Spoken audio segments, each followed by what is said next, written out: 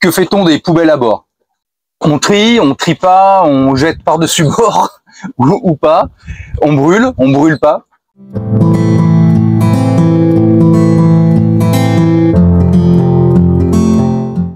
Bienvenue sur Ikigai Voyage, la chaîne où on parle de voile, de voyage et de changement de vie.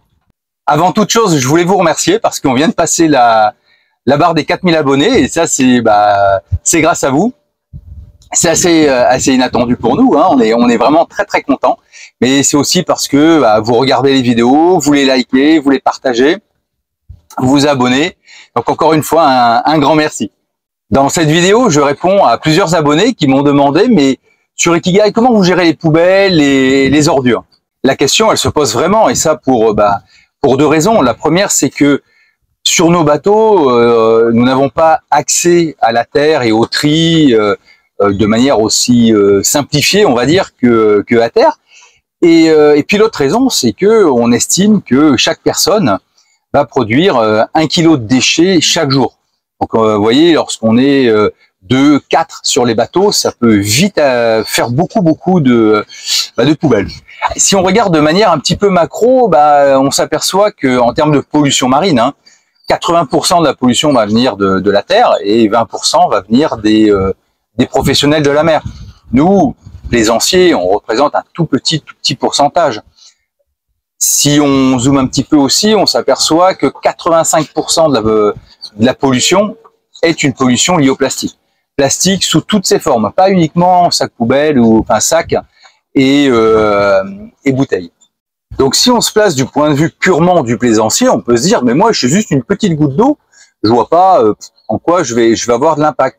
Ça veut dire que, en tout cas c'est notre perception sur Ikigai, la gestion des poubelles, faire du tri, etc. c'est vraiment une décision personnelle. C'est une question de valeur individuelle. Avant de passer sur les stratégies que nous avons nous sur Ikigai, j'aimerais pointer quelques durées de biodégradabilité des différents déchets que nous pouvons retrouver sur les bateaux. Alors on va pas faire tous les déchets, mais simplement ce à quoi nous on peut être confrontés dans la vie quotidienne. Et je vous propose de les lister par ordre croissant finalement de durée de biodégradabilité. Alors, le papier toilette, on est sur 2-4 semaines. Les journaux, on va être sur 6 semaines. Tout ce qui est fruits, trognons de pommes classiquement et carton, on est entre 1 mois et 5 mois. Tout ce qui est boîte en carton mais qui contiennent des liquides dedans, dans ces cartons, il y a du plastique pour le rendre imperméable. Là, la dégradation peut prendre jusqu'à 3 ans. Les mégots de cigarettes aussi. Alors là, les mégots de cigarettes, ça va de 3 à 15 ans en termes de dégradation, surtout les filtres en fait, qui posent problème. Et il faut garder à l'esprit que un mégot de cigarette va polluer jusqu'à 500 litres d'eau. Ce qu'on va retrouver aussi sur nos bateaux, ça va être les boîtes de conserve, en métal. On se dit ça va rouiller, ça va partir, mais il faut au moins 50 ans pour que ça parte. Et alors bizarrement, tout ce qui est alu, ça prend beaucoup plus de temps. Les canettes en alu, ça va prendre jusqu'à 200 ans. À 200 ans, vous avez aussi les piles qui prennent à peu près cette durée-là. Après, il y a tout ce qu'on connaît tous, les plastiques, mais alors plastique sous toutes ses formes. Ça va être des sacs plastiques, des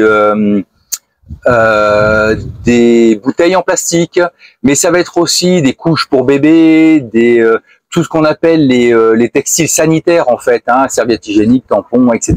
Là on est sur 450 ans. Quelque chose qui nous concerne pas nous en tant que plaisanciers, mais je voulais quand même le pointer. Ce sont les filets de pêche. Les filets de pêche, c'est très long à dégrader. Ça va jusqu'à 600 ans en termes de dégradation. Et pour les plongeurs, c'est pour ça que je voulais en parler. On en rencontre au fond des filets qui ont été abandonnés et qui seront jamais récupérés. Et outre le fait que ça pollue beaucoup, ça vient s'entortiller dans les coraux et puis avec toutes les conséquences que ça peut avoir sur la faune et la flore locale. Après, en termes de dégradation et de durée de dégradation, ce qui est étonnant, c'est le verre. Le verre, on estime que c'est entre 800 ans et une durée indéterminée. Donc, quand on balance quelque chose ou quand il y a quelque chose qui tombe à la mer en verre, le verre, on peut penser, bon bah c'est de la silice, hein, c'est du sable, on l'a chauffé, et finalement c'est assez naturel, mais sa décomposition prend énormément de temps. Alors le chiffre que moi je garde, c'est que sur la totalité des déchets qu'on va produire, il y en a que 30% qui sont putrescibles. Donc ça veut dire que pour les autres, on doit trouver à minima une solution, et ça sera nécessairement une solution qui sera à terre. Alors je dis pas que tout ce qui est putrescible, il faut le balancer par-dessus bord, parce que ça aussi on peut le gérer, mais il vaut mieux balancer des restes alimentaires que une couche pour bébé. Pour nous, notre façon de faire à nous sur Ikigai, alors déjà le déchet qui pour nous est le plus simple à traiter, c'est celui qu'on n'a pas, celui qu'on n'a pas généré. Alors ça paraît un peu comme une lapalissade, mais en fait ça a une importance pour nous parce que ça veut dire que la question de la gestion des déchets, nous on s'en préoccupe au moment même de l'achat de l'alimentaire, de l'avitaillement. Ça veut dire que déjà dans nos habitudes de vie, on a éliminé tout le jetable. Tout ce qui était jetable ou à usage unique, on l'a éliminé. Ça ne veut pas dire qu'on a éliminé tout le plastique, hein, mais on va avoir des boîtes en plastique qu'on met dans le frigo, par exemple, qui sont réutilisables et réutilisables et réutilisables. Ça veut dire aussi que lorsqu'on fait nos achats, on va s'orienter toujours sur des produits qui ont le minimum d'emballage.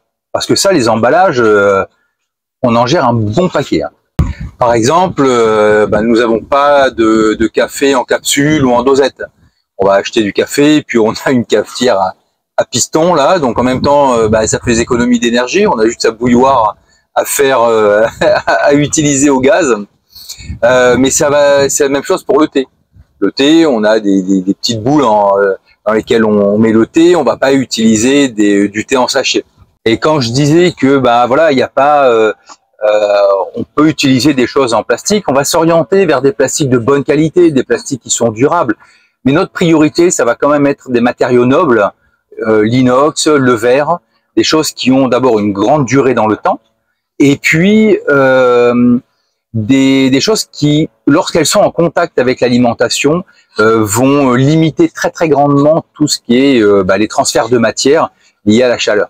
Et ce que l'on fait également, c'est que, et ça vous l'avez vu dans des différentes vidéos qu'on a pu faire sur l'avitaillement, c'est que, alors déjà par exemple pour les boîtes de conserve, on enlève toutes les étiquettes, tous les cartons, on n'emmène pas de carton à bord. Ça c'est déjà pour lutter contre les cafards, hein, qui aiment bien pondre leurs œufs dans les cartons. Donc nous on veut éviter de ramener toutes ces gentilles bestioles à bord. Et puis surtout, on peut pas nécessairement, on peut se débarrasser de tous les cartons avant d'embarquer l'avitaillement dans l'annexe, mais par contre, enlever les étiquettes sur les boîtes de conserve, vu qu'après on les passe à l'eau vinaigrée et que on note le contenant au marqueur au marqueur indélébile sur le dessus de la boîte pour pouvoir les repérer et les identifier lorsqu'elles sont dans les coffres. Bon ça on peut pas le faire à terre. On le fait sur le bateau, mais on le fait immédiatement après avoir amené l'avitaillement à bord. Ce qui veut dire qu'en fait, on garde pas de poubelle. On fait l'avitaillement, on vient, on enlève les étiquettes, on enlève les cartons, et tout de suite après, on va les jeter à terre, les cartons. Parce qu'en grande croisière, on a deux temps qui sont très très marqués. On a les temps au mouillage et on a les temps de navigation. Et dans les navigations, on va avoir des navigations courtes d'une demi-journée, on va aussi avoir des navigations de plusieurs jours. Et du coup, les stratégies sont pas les mêmes. Lorsqu'on est au mouillage, on a fait notre ravitaillement. Dans notre acte d'achat, on est allé vers des produits qui avaient le minimum d'emballage. Ensuite, au moment de ramener tout ça à bord, on s'est débarrassé déjà avant de monter dans l'annexe de ce dont on pouvait se débarrasser. Dans des poubelles de tri, hein, quand c'est possible, sinon dans des poubelles collectives. Et puis ensuite, une fois arrivé au bateau, on a fini d'enlever tout ce qui était étiquette, etc. Et on l'a généralement ramené à bord, ramené à terre dans la foulée. Ou au pire, le lendemain matin, en sachant qu'on restait au mouillage. Ensuite, au mouillage, en fait, on fait le tri. On a une poubelle qui est unique, qui concerne uniquement les restes alimentaires. Une poubelle qui concerne tout le tri verre, Enfin, c'est pas une poubelle, hein, c'est un gros sac de course là comme on peut avoir. Et dedans on met tout ce qui est carton, verre et plastique. Et puis on a aussi une poubelle qui est dans chaque salle de bain pour le papier toilette. Sur Ikigai, nous ne jetons pas par-dessus bord lorsqu'on est au mouillage des restes alimentaires. On les met dans la poubelle alimentaire, mais par contre, comme il fait relativement chaud dans les bateaux, chaud entre 35 et 40 degrés, ça veut dire que ça va vite fermenter là-dedans. Donc je vous encourage à avoir des petites poubelles. C'est pas la peine d'avoir des sacs de 50 ou 100 litres, hein. Ça sert à rien. Nous, on a des petits sacs de 30 litres. Alors on a des sacs plus gros si on doit faire des traversées, mais en tout cas dans la vie de tous les jours, on est sur des sacs d'une trentaine de litres, parce que de toute façon, on va pas on va pas garder longtemps la poubelle parce que ça fermente beaucoup trop vite. Ce qu'on fait aussi, c'est que lorsqu'on doit sortir la poubelle de son logement, on met un deuxième sac poubelle très souvent, parce qu'évidemment ça fermente, donc ça veut dire aussi que ça produit des liquides. Et bon, avoir la poubelle qui perce quand vous êtes en train de la manipuler, c'est pas très cool. Et quand elle perce dans l'annexe, encore moins. Alors c'est vrai, ça fait 2 sacs poubelles. Mais voilà, c'est un peu la solution que nous avons trouvée sur Ikigai. Sur certaines îles, dans certains pays, il n'y a pas de tri sélectif qui a été mis en place. Bon, nous, ça change rien pour nous. Sur Ikigai, on fait le tri. Lorsqu'on descend à terre pour jeter les poubelles, bah, s'il y a du tri, tant mieux. S'il y en a pas et qu'il n'y a qu'une poubelle où tout le monde mélange tout, eh ben on mélange tout. On s'occupe pas non plus de savoir si officiellement il y a du tri et officieusement tout est brûlé dans le même endroit, dans une décharge. Bah, ça, nous, on n'est pas responsable des politiques publiques. Donc, s'il y a du tri officiel, donc on met dans les bacs. Si après ces bacs partent pour être brûlés au même endroit, bon bah ça, c'est pas de notre ressort. N'empêche que même si on le sait, on fait quand même le tri. C'est pour nous une question de principe en fait. Ensuite, vient le temps de la navigation. Alors bon, pour des navigations d'une demi-journée, en fait, c'est un peu comme si on était au mouillage. Hein. Il n'y a pas de choses qui vont changer. Par contre, c'est sur les navigations qui vont être plus longues. Là, sur les navigations plus longues, on a des stratégies qui sont un petit peu différentes, forcément, parce que il va falloir stocker plus longtemps les déchets. En navigation au Turia, alors on va voir les puristes. Les puristes qui vont vous dire, on ne jette rien du tout à la mer, et tout ce que ne mange pas un humain, un poisson le mange pas. Voilà, c'est un petit peu leur credo. Donc, même une peau d'orange, on balance pas une peau d'orange. Donc ça, c'est un point de vue qui a ses partisans. Alors moi, je suis un petit peu plus nuancé. Je reste quand même partisan du fait de jeter le moins de choses possible à la mer. Et uniquement, si je dois jeter des choses à la mer, je vais jeter des choses qui sont putricibles. Et le reste, on va faire en sorte de le garder. Mais rappelez-vous, 1 kilo par jour et par équipier. Si vous êtes 4, ça fait 4 kilos par jour de déchets. Si vous faites plusieurs semaines de traversée, 15 jours, 1 mois de traversée, bon bah ça va en faire des kilos de déchets. C'est pour ça que pour nous, la réduction des déchets potentiels à la source est hyper important. Moins on a de choses embarquées, d'emballage, etc., et ben, moins la quantité de déchets sera importante. Dans cette vidéo, et dans toutes mes vidéos d'ailleurs, moi je rentre pas dans les polémiques de personnes qui vont me dire ouais mais de toute façon c'est putrescible, tu balances tout, tu t'en fous, ça va être biodégradé. C'est un point de vue, moi tous les points de vue sont entendables. C'est pas pour ça que je vais être d'accord avec tous les points de vue, mais bon, chacun peut avoir son point de vue. D'autres qui vont dire mais de toute façon quand on voit ce que polluent les industries, c'est pas moi avec mes 3 trucs qui va polluer. Je l'entends aussi, c'est pas un souci. Après, chacun va avoir des convictions qui vont lui être personnelles. Et bon, ça aussi, il faut l'entendre. Au niveau alimentaire, lorsqu'on est en cuisine, alors il y a des personnes en cuisine qui ont un don, le don d'utiliser quasiment la totalité de l'ingrédient. C'est-à-dire qu'ils sont capables de faire des choses avec le légume, plus la peau du légume, plus et du coup ils produisent très peu très très peu de déchets. Donc c'est l'art et la manière de tout utiliser, d'optimiser sa préparation. Ce à quoi on fait attention aussi beaucoup, c'est le gaspillage alimentaire. Parce que lorsqu'on regarde la composition des poubelles des Français, c'est pareil dans le monde, hein, partout, mais là, en l'occurrence, c'est des Français dont il s'agit, on s'aperçoit qu'il y a quand même une bonne partie d'alimentation qui repart à la poubelle, soit parce que on a laissé périmer l'aliment et on l'a pas préparé à temps, soit, donc ça veut dire une bonne gestion du frigo, soit parce que on en a fait trop et finalement il faut jeter ce qui reste, ou alors on a des moyens de conservation qui ne sont pas adaptés à la quantité qu'on a fait et à la conservation du surplus. Pour éviter les retours en cuisine, c'est nous ce que l'on a, on a des cahiers de recettes de cuisine qu'on a sélectionnés au fil du temps, mais des recettes que tout le monde aime. Ce qui fait qu'on va pas se retrouver à avoir préparé un plat et puis on a la moitié de l'équipage qui dit non, moi j'aime pas, je finis pas l'assiette. Concernant les déchets non alimentaires, alors ça veut dire les boîtes de conserve, s'il y a des boîtes en plastique, des choses comme ça.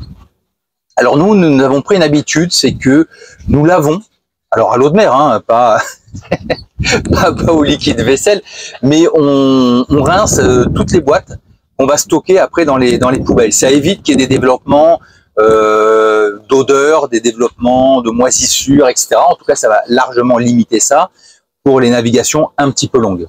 Ce que l'on fait également, c'est que on a pris l'habitude d'écraser tous les contenants qu'on pouvait écraser ou plier. Par exemple, des briques de soupe, on peut les plier, ça prend moins de place. Donc on essaie d'avoir une gestion comme ça au niveau de la place. S'il y a des canettes, on voit comment on peut les écraser. Après, on peut pas le faire avec tout. Les boîtes de conserve, on peut pas les écraser, c'est beaucoup trop dur. On parlait d'actes d'achat, par exemple, pour tous les produits de la salle de bain. On va s'orienter vers des shampoings solides. On va s'orienter vers des savons plutôt que d'utiliser des gels douche, parce que pour le savon, il n'y a pas de contenant. Le gel douche, il y a nécessairement un contenant. Pour la cuisine, par exemple, on va chercher des gros contenants lorsqu'on va acheter du liquide vaisselle quand on en achète, parce que nous, on a aussi nos recettes de liquide vaisselle ou de lessive. Mais à en acheter, on va acheter un gros contenant et on a gardé une petite bouteille. Et cette petite bouteille-là, on la remplit régulièrement avec le gros contenant lorsqu'on utilise ce type de liquide vaisselle. Et si on devait utiliser des liquides vaisselle que nous ne fabriquons pas nous-mêmes, on s'orienterait vers des liquides vaisselle biodégradables et écologiques. Alors, sur Ikigai, ça fait longtemps qu'on n'a plus de bébés à bord. Mais là aussi, le problème des couches, c'est un vrai problème. Donc, il existe des couches lavables. Alors, c'est du boulot, c'est hyper ingrat, c'est pas sympa. Et bon, voilà. Pour tout ce qui est textile,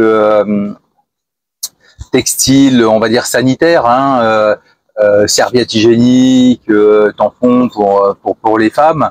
Il existe aussi des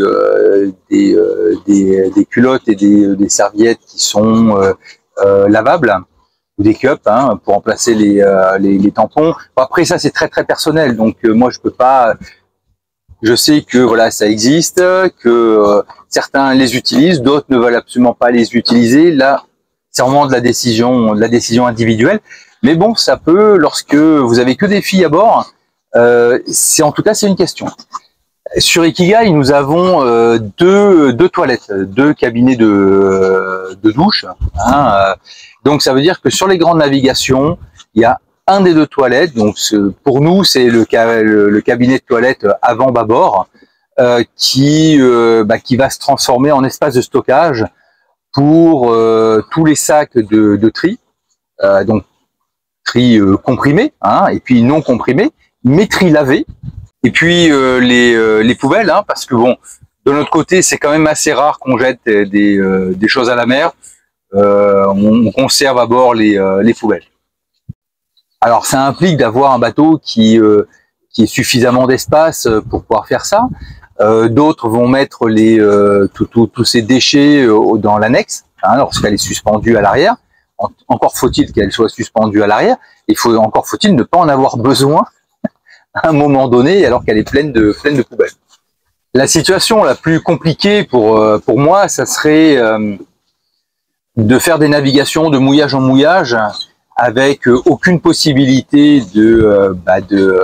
d'amener à terre les déchets et finalement de les accumuler dans le bateau et les accumuler à un tel point que il n'y a plus de place dans le bateau pour les conserver. Alors certains vont aller, s'il y a vraiment aucune autre solution, vont brûler ces déchets et notamment les plastiques, hein, parce que brûler les boîtes de conserve, il n'y a pas tellement de possibilités. D'autres vont balancer les boîtes de conserve à la mer. Voilà, c'est vraiment la situation dans laquelle, en tout cas, je ferai tout pour éviter d'être confronté à ça. Et si je devais faire ça, je tiendrai compte, en tout cas, du temps que met le déchet à se dégrader. Je préfère balancer une boîte de conserve en acier qui va mettre peut-être 50 ans à se dégrader qu'une boîte en alu qui va mettre 200 ans. En tout cas, je ferai tout pour ne jamais être confronté à cette situation-là. Après, certains sont confrontés à ça, et notamment sur la partie brûler les plastiques. Bon, ensuite, l'argument, c'est de dire, mais de toute façon, il y a des incinérateurs qui brûlent énormément de plastique. Donc, ce que moi j'ai brûlé, c'est pas une quantité énorme. En tout cas, pour quelqu'un qui se préoccupe de l'environnement, ce sont des décisions qui sont pas évidentes à prendre. Le point important, c'est que nous vivons sur des bateaux et puis nous vivons sur des îles. Et les îles sont des territoires clos, des territoires souvent petits, pour lesquels la question de la gestion des déchets est souvent un problème. Donc c'est certain que si vous débarquez à terre avec des montagnes de poubelles, dans des endroits où il y a énormément de plaisanciers, ça peut créer des tensions avec les locaux. Donc là aussi, il faut avoir une gestion intelligente, on va dire, de cet élément-là. L'objet de la vidéo, c'est pas de dire voilà, il faut faire ça comme ça, c'est bien, comme ça, c'est pas bien. Nous, on a les meilleures solutions. Non, l'objet de la vidéo, c'est de se dire, avec 1 kilo de déchets de poubelles par jour et par personne, c'est un vrai sujet. Donc, qu'est-ce qu'on fait? Nous, notre option, c'est de se dire, il faut limiter à la source au maximum ce qui pourrait potentiellement devenir une poubelle. Il faut réutiliser au maximum les contenants. Il faut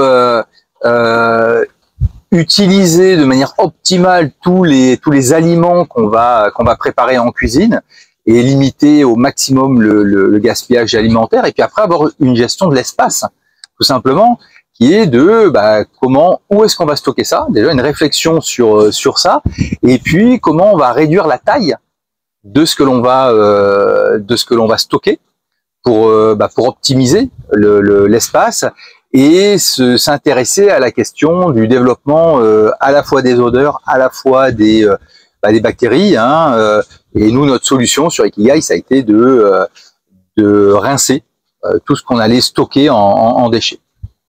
Et ce qui est certain, c'est que 100% des plaisanciers se sont interrogés quant à la gestion des ordures, des poubelles, et que l'immense majorité des plaisanciers que je rencontre ont une gestion à la fois raisonnée et puis écologique de leurs déchets. En tout cas, tous nos processus sont perfectibles. Si cette vidéo vous a plu, si elle a été utile pour vous, si elle vous a intéressé, pensez à la liker, à vous abonner, à la partager, et moi je vous dis à bientôt pour une prochaine vidéo.